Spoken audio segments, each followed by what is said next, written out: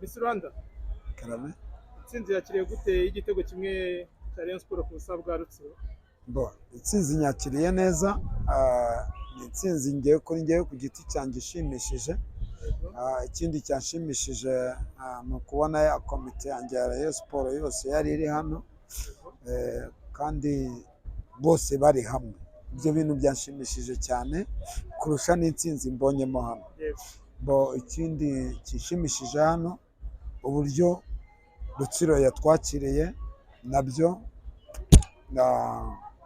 yihaye 90%. Hanyuma Rayon Sport ikinnye uyu munsi ariko APR nayo ihise yinjira mu myitozo izakina match ejo na Etincelle. Murataha i Kigali cyangwa muraguma hano musapotinga Etincelle? Ngewe ko urabona ndi umuntu w'umusaza. Yego. Umusaza w'imyaka hafi 50. Ngewe ntabwo kurara mu muhana byemerewe. Afazari nataha nkazagaruka. Si kurara mu muhana ntabwo mbyemerewe. Genda umuntu mukuru.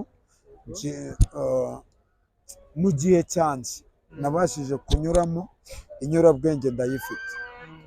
Ni ukuvuga ngo rero ejo APR ibya APR ni ibya APR, ibya Rayon ni ibya Rayon. APR na APR no Rayon. Urakoze cyane ngo amahirwe masa ku utarasoza usurije Jangwani umubwire ngo amatsinda uzajya yarebera mu kirere, ibyo mu ndege ntazongere kunyanduriza indege. Iriya ndege nyurira ngiye Dubai guhaha, ntazongere kuyisuramo. Azajya agenda n'amaguru kuko ari kunyangiriza intebe cyane. Intebe za Rwanda yazangije yazanduje.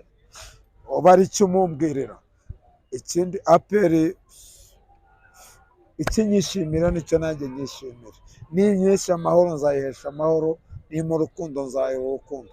Ariko muri Tanzania biriya Kenisi yavuze, muri Tanzania ntabwo Simba yigeze ifana Yanga. Biriya Kenisi yavuze ngo azahorera Abareyo. Yarabahoreye mwarabibonye. Ariya mafaranga mwarokwiriza iyo muguramo mituweli z'abaturage. APR rambabaza cyane.